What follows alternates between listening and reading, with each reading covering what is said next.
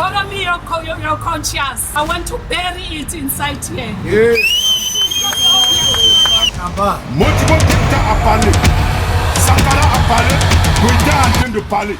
All the people that you see here are students. But the most important thing is that they don't know what to expect in the future. But the French kids who are going to school just like you, they know already when they finish school, they have a job, they have a house, they have a... Abba! America! Abba! France! Abba! England! Abba! Arab! Abba! Everyone! Abba! Africa, we stand together!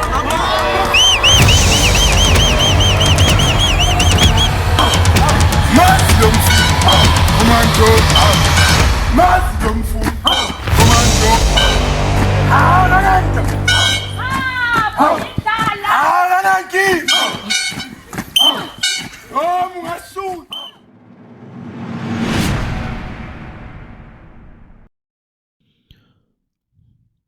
Peace and love, freedom and decolonization to all African people, those at home, those abroad, and those in the future.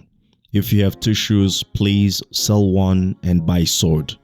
If you have 2 trousers, please sell one and buy a sword, because now it is time for revolution. And this revolution is no longer on streets. This revolution is in the mind, because if we are not in charge of our mind, our bodies will be the tools that the enemy will use to enslave us and to enslave our people. So once again, please receive our revolutionary greetings from the African Continental Unity Party. My name is King Kabbalah, and I'm happy to have you on our weekly rendezvous where we talk about the African agenda for liberation and emancipation. And today I'm happy to discuss about Ibrahim Traore, Assimi Goïta, and General Chani. These 3 individuals that have been on news for a while now for their revolutionary endeavor or agenda against the French imperialism. And I think it's very important that we discuss these people and we contextualize their fight so that we can understand what they are fighting for and what they are not fighting for. And in understanding that, we also going to be able to understand what will be our parts, our task, our responsibility towards African liberation. As Frantz Fanon said it, that every generation must discover its mission and fulfill it or betray it. If we don't discover our mission, we are not able to fulfill it, and we will be found wanting, because Africa needs all of us. From wherever you are, whatever you're doing, whatever you believe you are or you are not, I think Africa wants all of us or needs all of us to work for its development, or firstly its liberation, then its development. Now I am wanting to talk about the context, the essence of the fight of Ibrahim Traore, General Chani, and Assimi Goïta in West Africa, so that we can understand.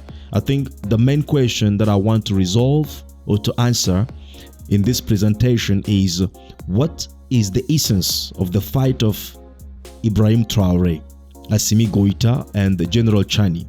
What is the importance of their fight? How do you assess their fight towards African liberation and emancipation? And I am going to put my revolutionary analysis, and I hope you will also contribute with your understanding, your analysis on the comment. Now, to begin with, as revolutionaries, the first thing that we need to understand is that the fight for African liberation and emancipation is a fight of 2 stages.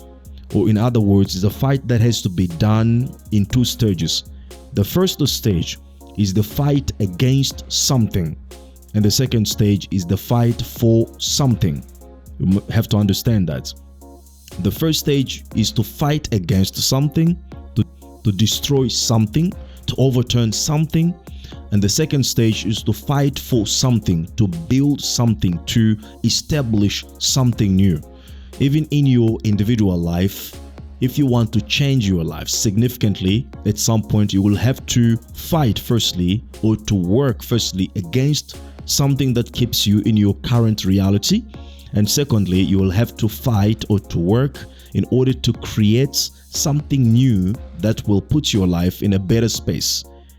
You have to fight firstly to maybe eradicate a bad environment, bad friendships, negative tendencies around you, ignorance whatsoever. Then on the second stage, to change your life, you'll have to work for something new, to work for new skills, new knowledge, new environment, new connections that will enhance your reality and put you in a space where you can then live a meaningful life that really fulfill your reality or your purpose on life. So this applies as well to the continent. All of us as African people, there's no way that we will liberate the continent without firstly fighting to destroy something, and then secondly fight to establish something new. Now, in the context of this revolution, the first thing that we have to fight against in the first stage of this fight is to fight against the current Africa, which is a colonial project. The current Africa is a colonial project which we have to fight and to destroy first, because there's no way that we'll be able to implement the projects for the Africa that we want in the context of the current Africa, which is a colonial project, and succeed. For us to succeed or to be successful with our project of the new Africa that we want, we firstly have to destroy the current Africa. And I want to say that the reason why the African Agenda 63 may not be successful is simply because it is an agenda implemented within the framework of the current Africa, which is a colonial project. And that's the reason why it cannot succeed. Where they talk about the South African Agenda 2030, all these things are doomed to fail because they are being implemented within the framework of the colonial project, which is the current Africa. And all these projects are not revolutionary anyway. So we have to understand that we need to destroy the current Africa as a colonial project in order to build a new Africa, which is Africa of our dream, as a liberating project. Now, the main characteristic of a colonial project, which is the current Africa, is that is based on extractive of its resources. In other words, the resources of Africa are taken out of the continent without an exchange of the same values to African people, especially the communities from which these resources are taken. In other words, in every day, our gold, our diamonds, our zinc, manganese, coltans, all these things are taken out of the continent, including the human resources are being extracted from the continent to benefit the Western society, or mostly the former colonial powers and other emerging neo-colonialist powers today. Without any exchange of values with African people, Africa benefits nothing compared to what it gives to the world. The simple example that I will give you to explain this is the chocolate market, global chocolate industry. Its value globally, it's about 120 billion US dollars.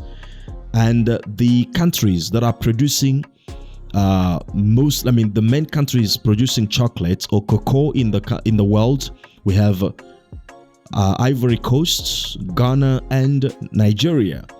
And these countries only benefits about 5% of the global market rights of chocolate in the world, which is about 120 billion US dollars. They get about 5% of that amount. So you can see the nature of extraction. So this is actually the main characteristic of colonialism.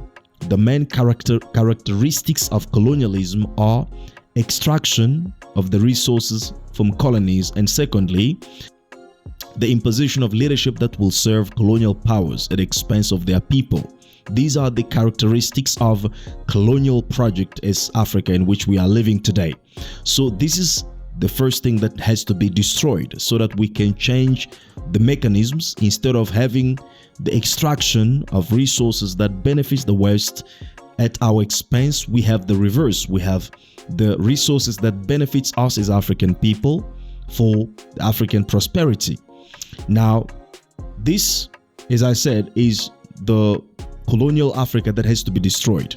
And after this is eliminated, we'll have then to look into the second stage of this fight, which is to build Africa that we want.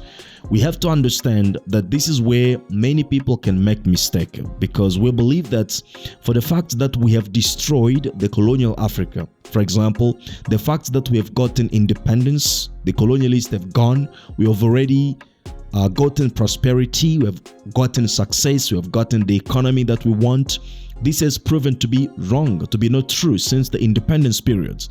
The only thing that is true is that the economy that you want, you have to work for it and build it. The prosperity that you want, you have to work for it and build it.